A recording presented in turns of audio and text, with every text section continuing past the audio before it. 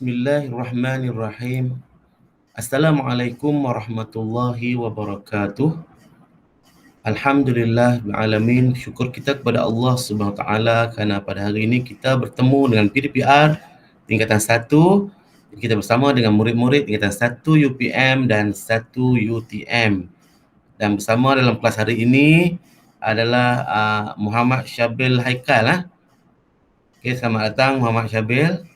Kita teruskan kelas kita walaupun kita berdua sahaja.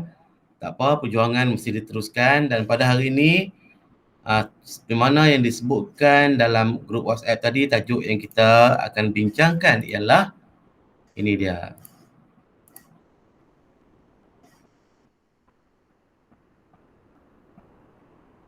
Jihad dalam Islam. Okey.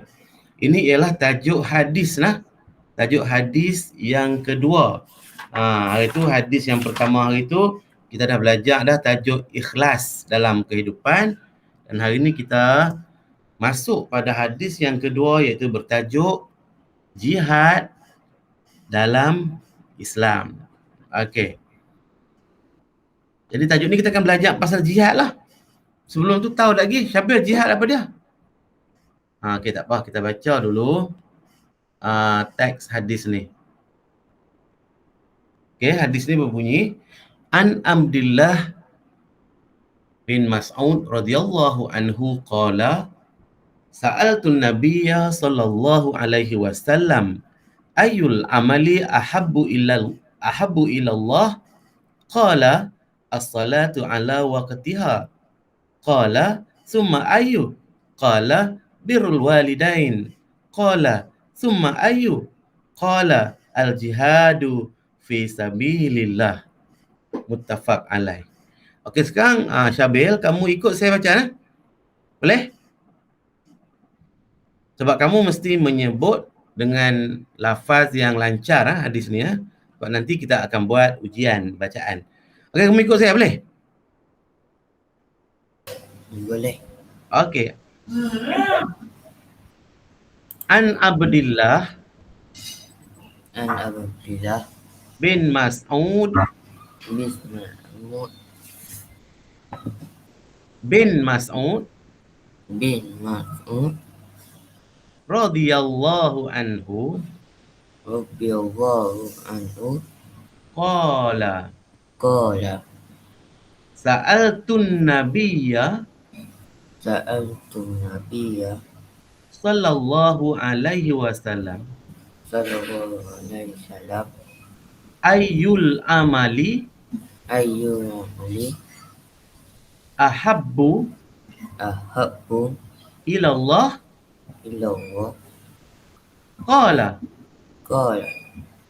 as-salatu ala waqtiha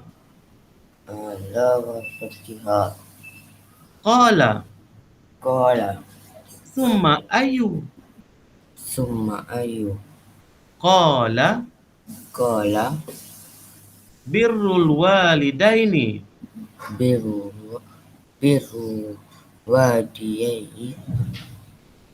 walidaini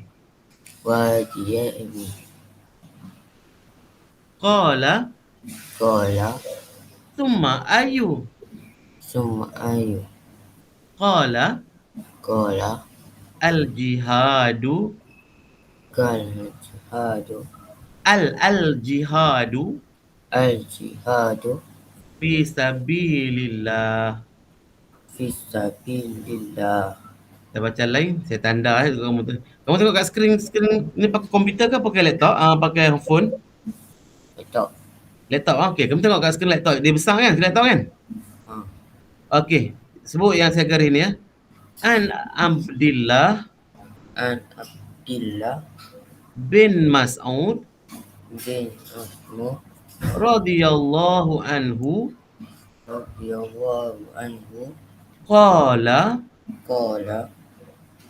Sa'altun Nabiyya sallallahu alaihi wasallam Ayyul amali Ayu amali ahabbu ahabbu ilallah? ilallah. Qala Qala as-salatu as-salatu ala waqtiha. wa ala waqtiha. Qala Qala summa ayyu? summa ayu. Qala Qala birrul walidaini. birru birru walidayyi Walidaini. walidayni. Qala Qala summa ayyu? summa ayu. Qala Qala al-jihadu al-jihadu fi sabilillah. fisabilillah. Okey, cuba baca sendiri pula saya nak dengar. 1, 2 mula. An Abdillah An Abdillah apa bin Mas'ud. bis Ma'us Mas'ud. Mas'ud Ya. Radhiyallahu radhiyallahu qala radhiyallahu anhu. radhiyallahu anhu radhiyallahu qala sa'atu nibil ya apa ni Sa'altun Nabi sa'atu nabi sallallahu mana sallallahu ni. Sallallahu alaihi wasallam. sallallahu alaihi wasallam Betul? Sambung. Ayul amali. ayu amali Okey. haqqul ilalillah Ilallah ilallah qala as-salatu ala waqtiha qala summa ayu qala biru al-waliduni walidaini. walidaini qala summa ayu qala al-jihada fi Al-jihadu. al-jihadu fisabilillah. Okey, bagus. Okey. Boleh faham tak maksud hadis tu apa dia? Baca dah. Tak. Mana nak faham lagi. Kita baru baca teks hadis je. Nas apa? Matan dia baru kita tak tengok maksud lagi. Okey, kita tengok maksud pula nah. Okey. Okey. Buat dia gitu. Padam pula.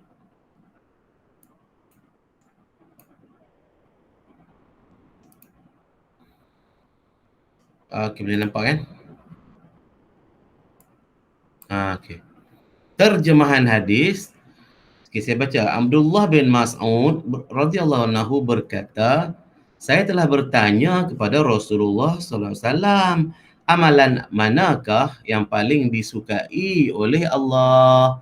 Baginda bersabda, solat pada waktunya.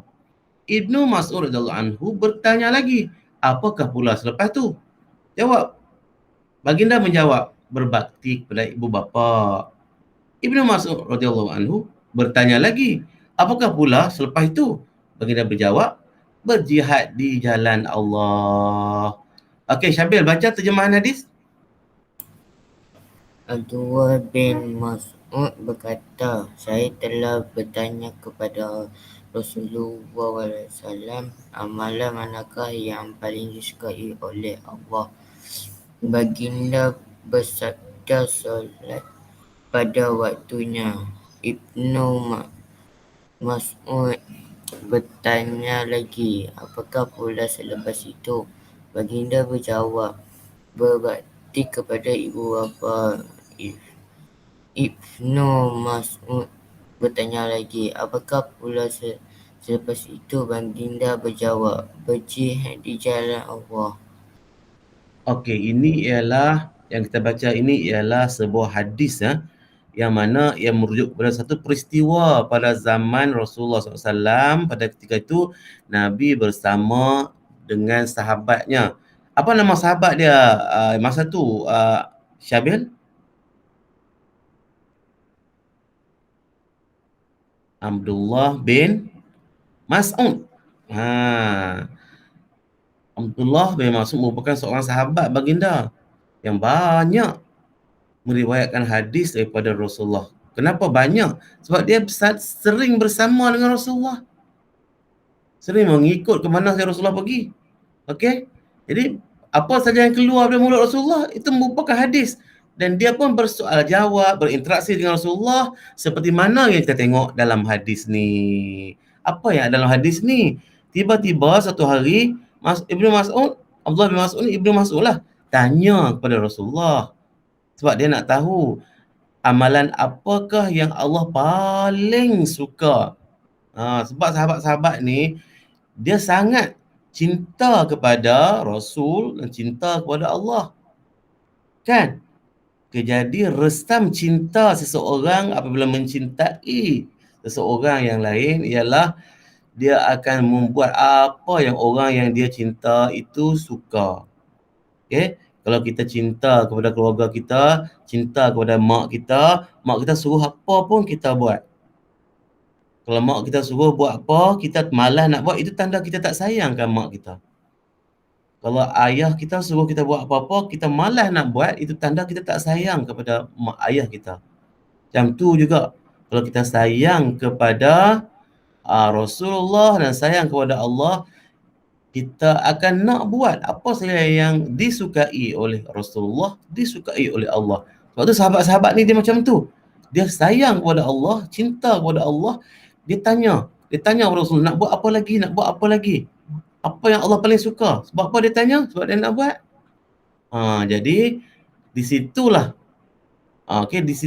Abdullah bin Mas'ud dia tanya kepada Rasulullah. Amalan apa dia tanya yang Allah paling suka?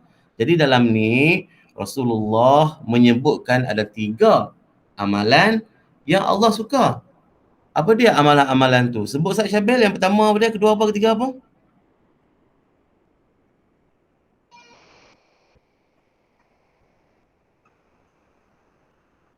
Syabil sebut Ustaz, amalan yang Allah suka seperti mana yang ada dalam hadis ni. Apa dia? Yang pertama apa? Kedua apa? Ketiga apa?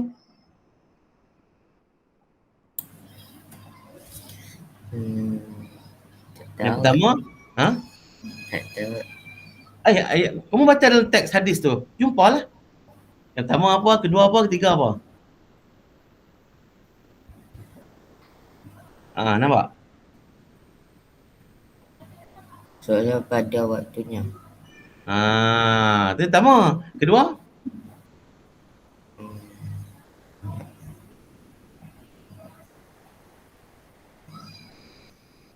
Ya.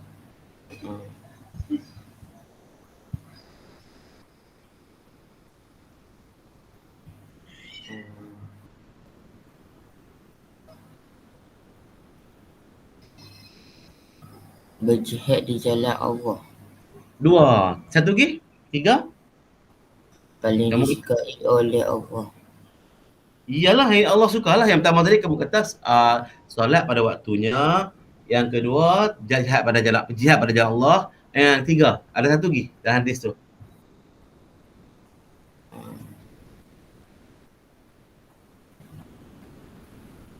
Berbakti kepada ibu bapa. Iya, betul. Itulah 3 perkara yang Allah paling apa? Paling apa Syabel? Wah. Paling suka. Ibnu Mas'ud tu dia tanya sebab dia nak tahu, sebab dia nak buat. Jadi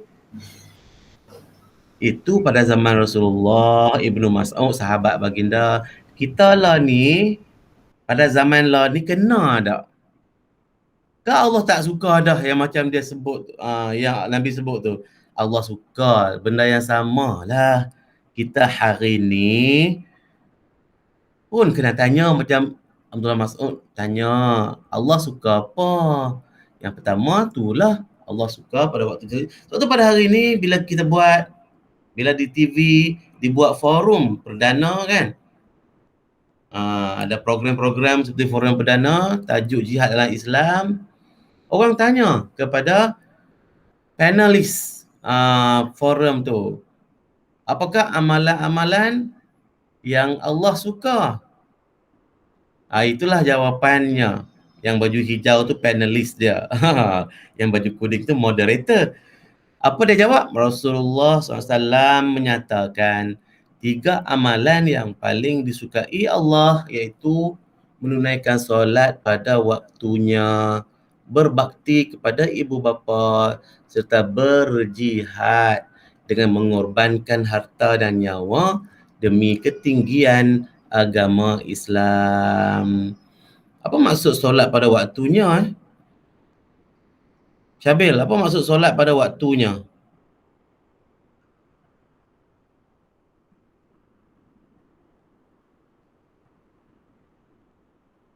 Krik, krik, krik. Syabil jawab. Apa maksud solat pada waktunya?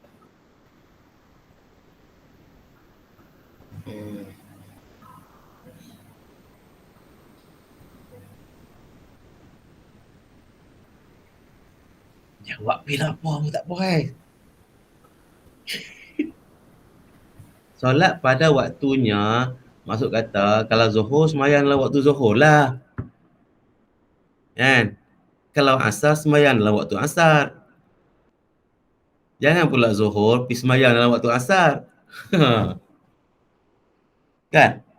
Kalau Maghrib sembahyang dalam waktu Maghrib. Pula Isyak sembahyang dalam waktu Isyak. Okey. Subuh sembahyang dalam waktu Subuh. Ada pula sembahyang subuh pada waktu Zuhur? Ada? Ada tu, bangun lambat. Malam jadi burung hantu, berjaga. Siang mengantuk lena pada malam tu sampai ke pukul 2 petang. Bangun tidur pukul 2 petang. Sembahyang subuh pukul 2 petang. Okey. Pukul 2 petang sembahyang 2 rakaat. Rakaat kedua ada kunut. Allahumma dini fi man hada. Orang tengok pelik. Apa dia ni? Doa apa? Dan sembahyang waktu-waktu Zuhur. Jadi pelik tak? Itu Allah tak suka. Allah suka sembahyang pada waktunya dalam waktunya. Kalau Zuhur bermula daripada pukul 1:30 sampailah pukul 4:30. 2:30, 3 jam waktu Zuhur tu. Kita sembahyang dalam waktu Zuhur dan yang terbaik bukannya kita boleh pilih ikut dan kita aja nak sembahyang pukul 4 ke, nak sembahyang pukul 1:30 ke, nak sembahyang pukul 3 tak. Yang terbaik ialah pada awal waktunya, bila masuk waktu solat, kita mengutamakan waktu solat itu. Walaupun pada ketika tu kita sedang buat apa sekalipun, kita kena berhenti kerja kita, pergilah dahulukan solat dan sembahyang dulu, solat dulu. Lepas habis solat tu barulah mai sambung balik kerja kita, faham? Kecuali lah kerja-kerja yang kita tak boleh nak tinggalkan. Contohnya doktor sedang membedah pesakit, operate pesakit. Kan pesakit tu operate jantung, duk pakai alat-alat pembedahan tu, tiba-tiba waktu Zuhur, Allahu Akbar, doktor tak bolehlah tinggalkan pesakit tu. Dia kena buat kerja tu bagi selesai, baru dia boleh pergi solat. Begitu juga kalau ada jenis-jenis pekerjaan yang lain, tiba-tiba solat, waktu solat masuk, kita nak solat ke kita nak buat kerja tu pergi habis. Atas pilihan kita. Kalau kita tinggalkan sebarang kerja, kita pergi solat dulu, itu bermaksud kita mengutamakan Allah. Sayang kepada Allah, mengutamakan dia lah. Okay? Contoh kita tengah duk tengok TV, cerita Hindustan, tahu azan. Macam mana? Nak terus tengok Hindustan sampai habis dulu. Kita ni habis pukul 3:30 dan lagi nak solat Zuhur. Boleh tak jawab macam tu? Jawab sendiri. Syabil lah. Okey, solat. Okey, yang kedua ialah berbakti kepada ibu bapa. Syabil, berbakti kepada ibu bapa. Bagi orang yang ada ibu, ada bapa, inilah masa yang sangat sesuai untuk berbakti kepada ibu bapa. Belum tahu kita nak duduk dengan ibu bapa kita sampai bila. Mungkin ibu bapa kita akan mati dulu. Atau kita yang akan mati dulu. Mana nak tahu siapa dulu. Okay? Jadi kalau siapa yang mati dulu, terputuslah hubungannya. Tak bolehlah nak berbakti kepada ibu bapa. Seketika yang ada masih ada ibu bapa ni, kita berbakti kepada ibu bapa. Macam mana cara berbakti kepada ibu bapa? Yang paling senang sekali, kita menyenangkan hati ibu bapa, itu je yang berbakti. Bukan berbakti maksud kata kita pergi kerja dapat duit bagi kat mak ayah kita, bukan. Bukan, mak ayah kita bukan mengharapkan harta daripada kita. Mak ayah kita mengharapkan kita menjadi anak yang baik.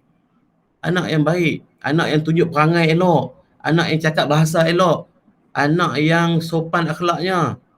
Macam tu. Dan anak yang mendoakan kepada ibu bapanya. Okey.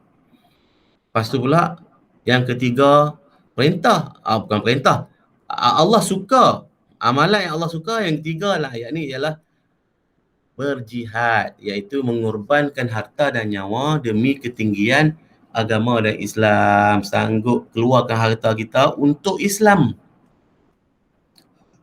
Bukan harta saja, diri kita sendiri, nyawa kita sendiri sanggup kita wakafkan untuk perjuangan Islam. Itulah jihad. Okey. Solat ialah kemuncak ni. Ahli panel ni kata solat ialah kemuncak hubungan manusia dengan Allah SWT. Okey, dan berbakti kepada ibu bapa pula adalah kemuncak hubungan sesama manusia. Okey. Jihad pula adalah amalan yang dapat memastikan kemuliaan umat Islam terpelihara. Okey, jadi itulah merupakan 3 perkara yang disukai oleh Allah. Sekarang kita tengok pengertian jihad. Okey.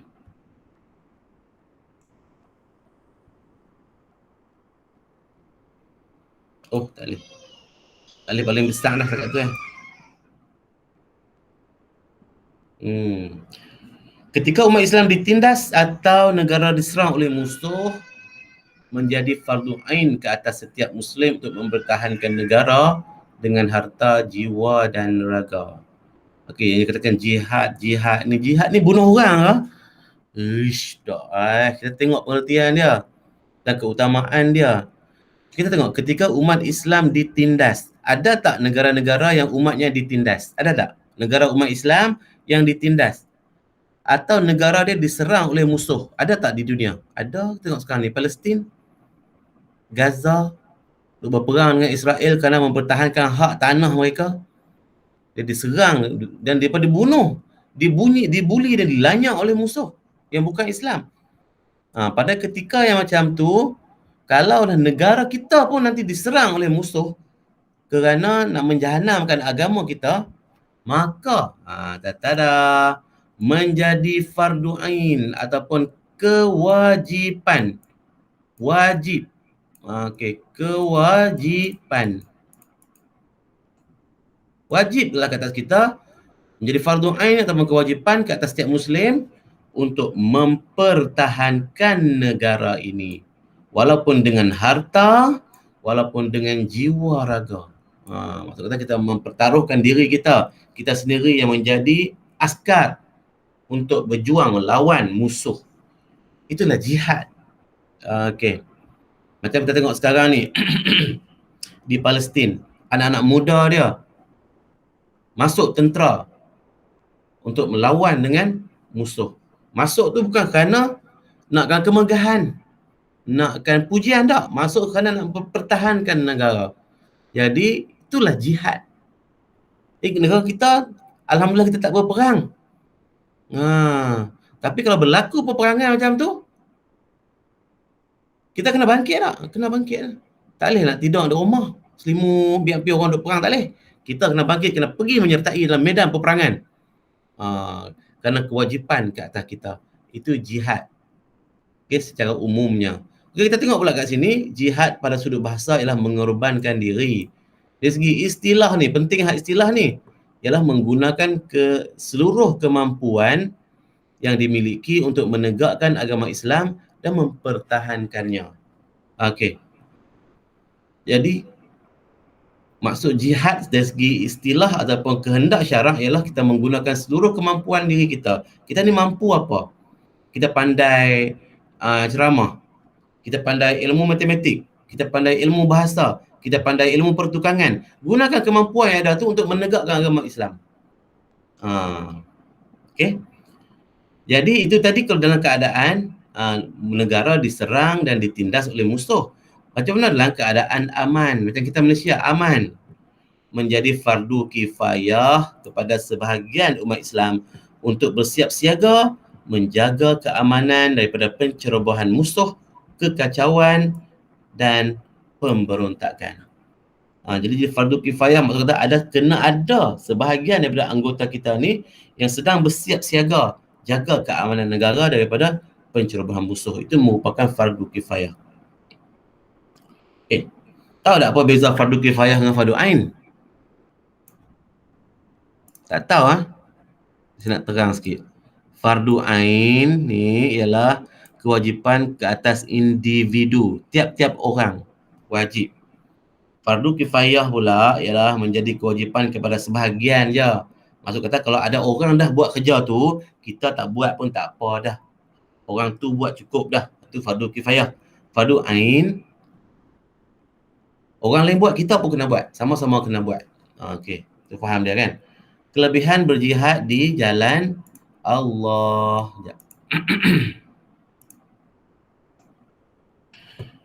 Yang pertama, diampunkan dosa. Okey, Syabil. Syabil baca kelebihan berjihad di jalan Allah. Diampunkan dosa, mendapat rahmat dan kasih sayang Allah, mendapat ganjaran pahala berlipat ganda, dianugerahkan mati syahid, mendapat nikmat di alam barzakh, dimasukkan ke dalam syurga bersama-sama para nabi, mendapat darjat yang tinggi di sisi Allah. Okey. Itu kelebihan berjihad pada jalan Allah. Ada berapa? Ada 7 semua sekali. 7 ni semua faham ke? Orang berjihad ni dosanya Allah ampun, Allah beri rahmat kat dia, pahala banyak dan dianugerahkan mati syahid. Mati syahid ni macam mana Syabil lah?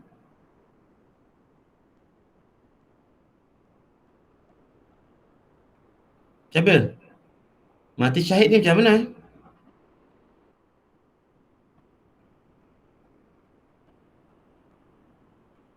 Mati syahid ialah mati dalam keadaan sedang berperang. Yang perang tu adalah perang jihad, mempertahankan agama. Itulah mati syahid.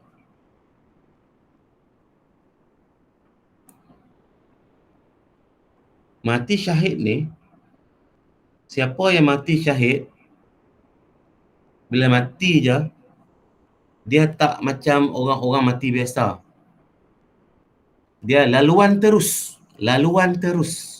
Direct access ke syurga. Kalau dia ada dosa sebelum tu, diampunkan semua oleh Allah.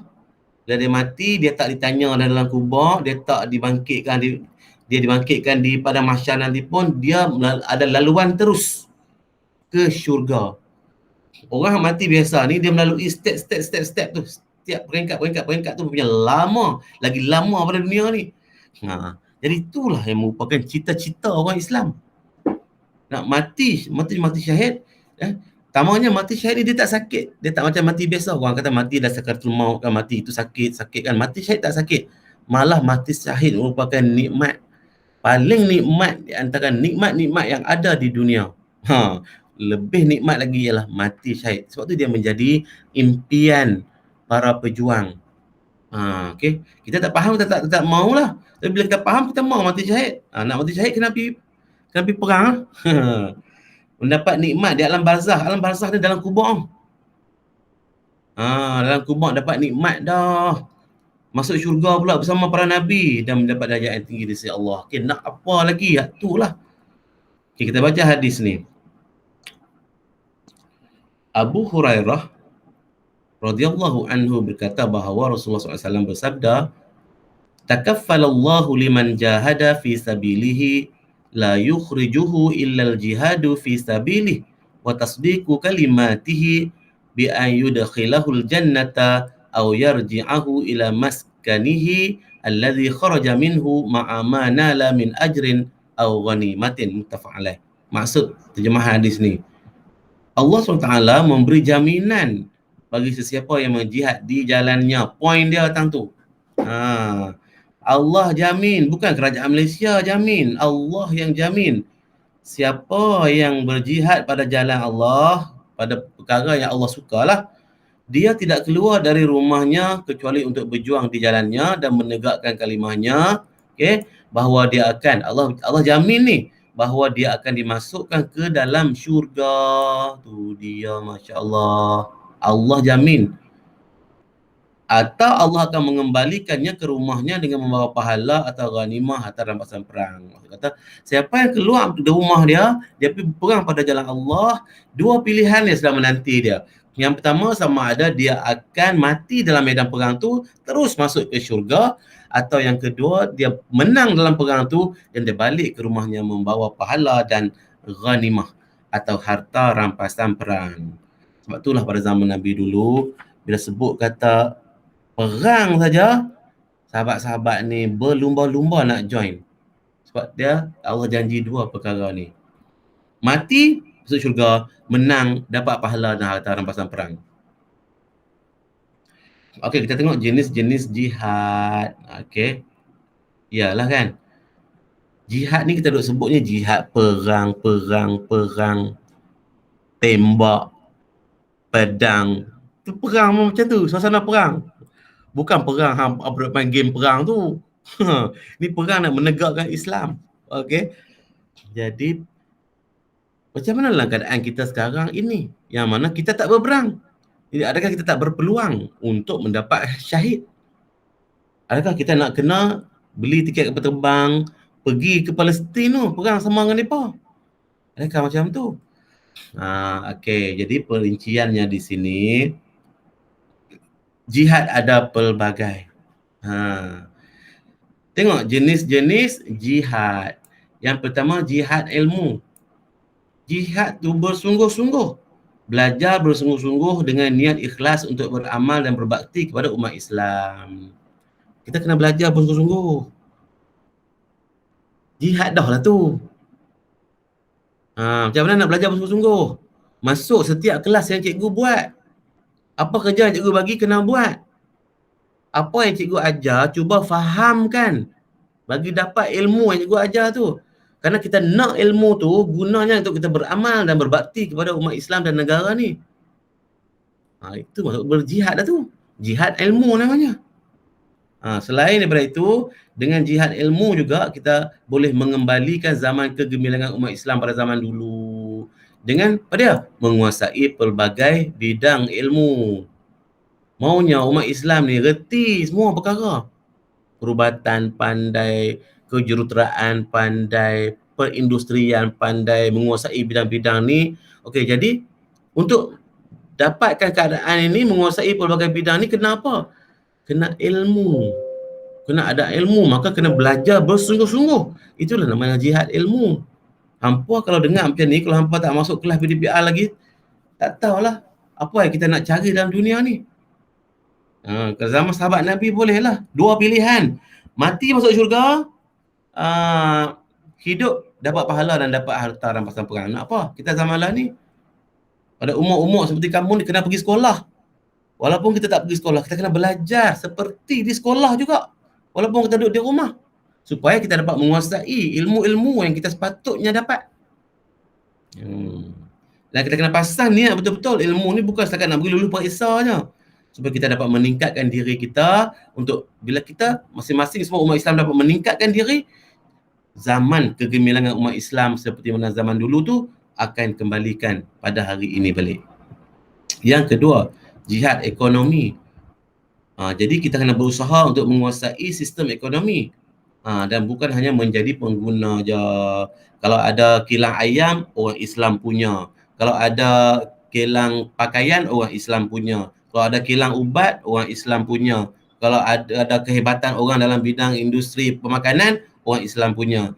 Apa-apa sekalipun bidang ekonomi, kita hendak menjadi pemegang, pemilik, bukan hanya menjadi pengguna saja. Itu jihad ekonomi. Semuanya mesti berasaskan dengan ilmu. Yang kedua, tiga. Apalagi jihad dalam bidang amar ma'ruf nahi mungkar. Kena jihad ni waktu kita bersungguh-sungguh melakukan amar ma'ruf nahi mungkar. Apa dia amar ma'ruf nahi mungkar ni? Okey, senang sekali je. Amar ma'ruf ialah kita mengajak, menyuruh, menyeru orang, jom kita sama-sama buat baik. Okey? Semua orang yang ada di sekitar kita ni kita ajak, jom kita solat, jom kita jaga kebersihan, jom kita tolong orang, itu amar makruf. Nahi mungkar pula kita cegah, kita tegah orang lain daripada melakukan kemungkaran. Okey? Khususnya jihad dalam bidang pendidikan dan jihad dalam bidang teknologi. Okay, semua ada tata cara masing-masing. Jadi bila kita buat dengan betul setiap bidang ini, bidang apa sekalipun yang kita ceburi, itu adalah merupakan jihad. Okey. Inilah kehendak hadis ni.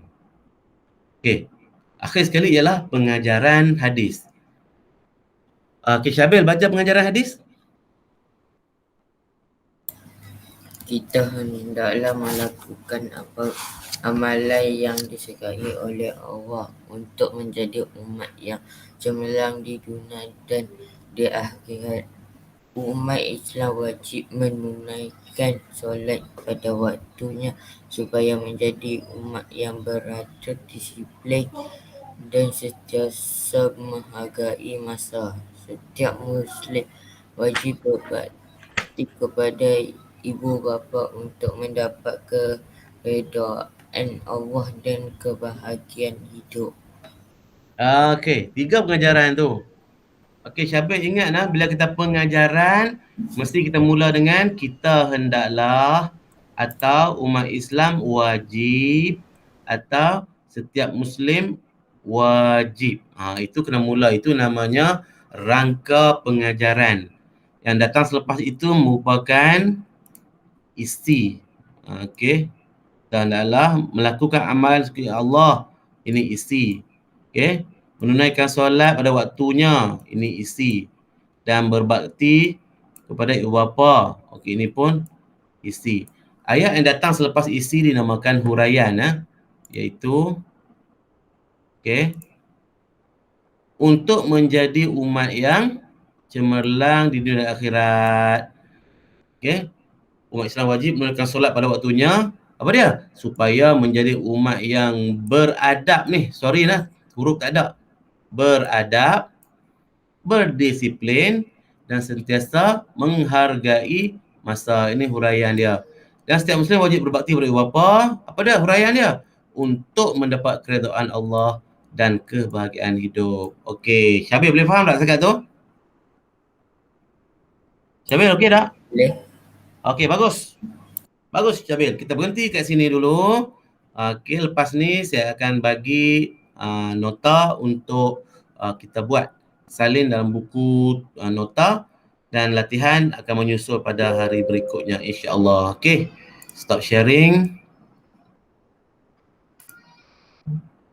Okey. Kita akan jumpa lagi pada minggu depan, hari Isnin. Depan cuti minggu lagi sekali.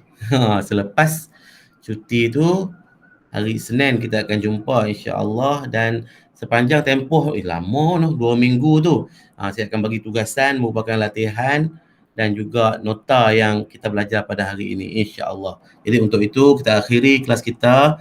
Wabillahi taufiq wal hidayah. Wassalamualaikum warahmatullahi wabarakatuh. Bye Syabil.